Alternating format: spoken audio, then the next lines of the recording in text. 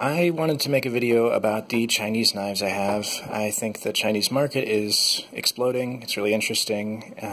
It is making a lot of high-quality materials more accessible to people at a lower price. I made a couple purchases. I'm probably not going to be getting any more folders because I'm good for now. So I wanted to start with the first one I got. This is the Sanrenmu. Let's see if I can flip it. Oh. It's got a sort of tough flipping mechanism. It gives you a lot of resistance. There is sort of a skill curve if you like push from the back and flip. There you go. So it's got really nice heavy jimping. It is a sort of hefty blade. I love the grind on it. I don't know, sort of a saber grind with a clip point maybe. But in any case, it takes a really good edge. It's not too hard to sharpen. I mean, edge retention isn't great. I think this is 8CR. But in any case, really solid knife. Feels like a tank. Frame lock. Sometimes you just have to give it a little kick. So you can see the frame lock there. Something crucially important, I think, for these Chinese knives is that it has a super strong, super solid clip. A lot of knives will cheap out on the clip, and we'll get to that with these two. So this is my favorite, probably, because even though it doesn't have the fanciest steel, it's just super solid. And it's a great size. It's flat, which makes it easy to clip to your pocket without it rubbing against your leg, creating a big bulge or printing. So even though the opening mechanism is the worst of the knives that I have, I don't really care, because at the end of the day what you need is a tool that can do things. This is a great tool. So next, this is a green Thorn flipper. I think I got this for like 60 bucks on Amazon. I saw people in the reviews freaking out about it because I think it has ball bearings, and it's got a titanium lining right here. And the blade is D2. The flipping mechanism is fantastic. It's super smooth. It basically falls closed. Super smooth, satisfying. There is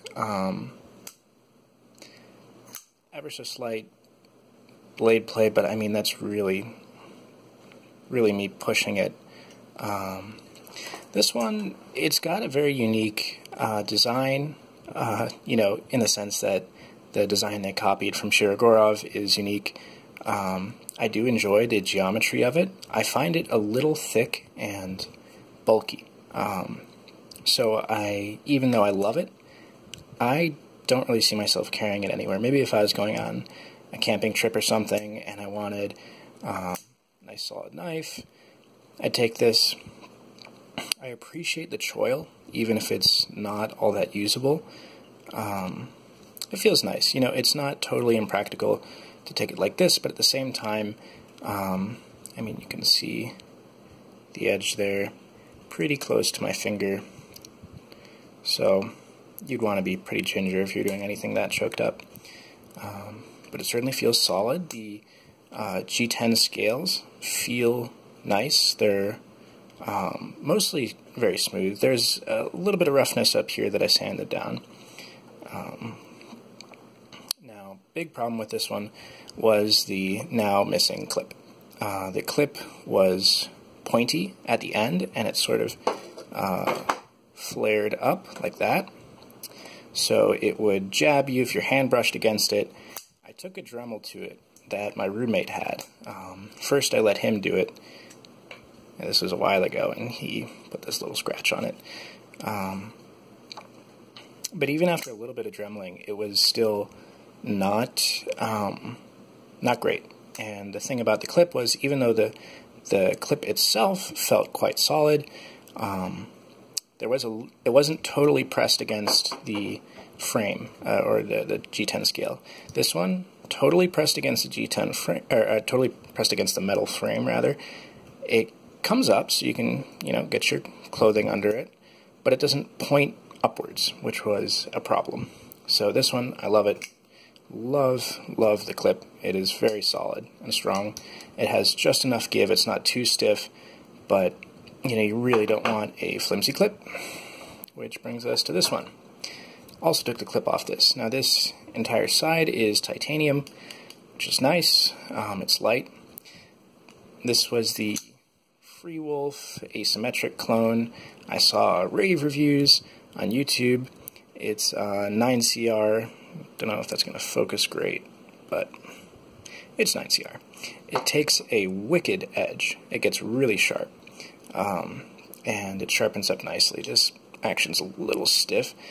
It flips up super strong, stronger than this. So that is nice if you like that kick. It basically has recoil. That's how,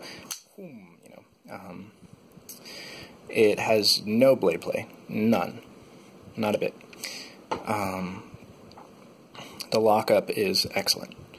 This is pretty stiff, but again, who cares? If you need a knife that's a tool, then you're not going to sit around doing this all day. If you are going to sit around doing this all day, you're probably willing to spend a little more money. This was 20 bucks. So for 20 bucks, you get a very, very large knife. I have pretty big hands. This is a big knife. The grind, of course, is one of the main selling points. You can sort of see it here. Does that change anything functionally? Not really. It just sort of looks interesting. The edge, again, fantastic. They did a good job grinding that out. My main complaint with this one, or my main two complaints, the scale here, the G10, this was very, very rough around the edges initially, to the point where it'd scrape you. It just made it feel cheap. And the thing is, it was cheap. So when you buy a cheap knife, ideally you're willing to put in a little work to get its full potential. Frankly, I would rather have that be the case with a cheap knife, where there's some little fit and finish things that they didn't invest money into, so that you can invest your own time into doing it, so they don't have to, so they can invest their resources into giving you the best mechanism, the best steel, the best materials. So they did a good job with that. The clip was thin and flimsy. Initially, I liked it because it seemed alright. One time I was getting out of a car, the clip caught on a seatbelt, and, it didn't take a lot of force, and it just, it totally bent, and once metal bends, it is forever compromised, and in any case, I couldn't bend it back into shape. Not really, not the way I would want to. It had a little bit of clickiness, so it'd be a little bit raised off the metal, so if you press down and click. That was the case with this one too. That clicking thing is really maddening. When you're just holding it, sharpening it, whatever, and you don't want too much protrusion from the scale pressing into your hand. It's sort of a tactile distraction. It's not as comfortable. But in any case, this is a fantastic knife. For 20 bucks, you get a large blade of quite good steel. People like to shit on Chinese products and Chinese steel, but this stuff is corrosion resistant, sharpens up well. You can look up, more detailed stats online, but the 9CR is sort of the pinnacle of the Chinese budget steels. I'm happy with it. I mean, what are you really using these things for? Are you going out and shopping down the street with these? No, if you're doing anything at all with your folding knives, you're opening boxes, very, very simple stuff for when you're out and about. This is overkill for that, but it's also a really cool knife.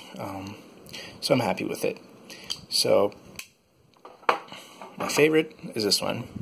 Utilitarian, perfect size. I get a sort of 3-finger grip on it. Beautiful jimping. The blade geometry is excellent. It is a great cutter, great for anything you would want to use a folding knife for, and it is incredibly cheap. You can probably get one of these for 10 to 12 bucks.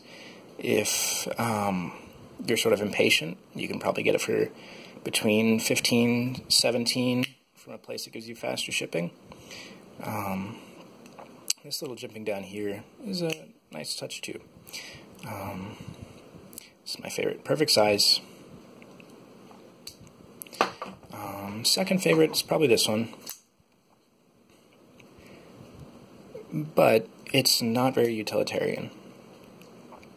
This is the green Thorn Gambler flipper knife, as I recall.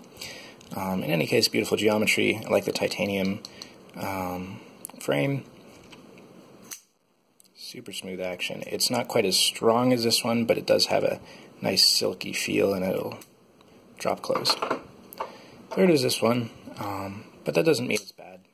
I really like it. If you have big hands, if you like a large knife, if you just think this looks cool, or you like the asymmetric and you don't want to spend, $120, $200, $300, I can highly recommend this. You will need to sand down the scales if they're anything like mine, because they will be uncomfortable and feel shitty. I also don't really like that this label is here. I don't like big labels on blades. My advice to the Chinese market: try and have your labels be smaller, closer to here, not take up too much of the real estate on the blade. I wasn't very happy. You're getting really good materials for a low cost. So that is an overview of my Chinese knives. My next knife purchase will be a fixed blade, because frankly, having more folders, as fun as they are, it would just be ridiculous. I mean, I would be investing money in things that I so transparently do not need. So, I hope this was informative. If you're on the fence, either way, I hope this was helpful to you. Bye-bye.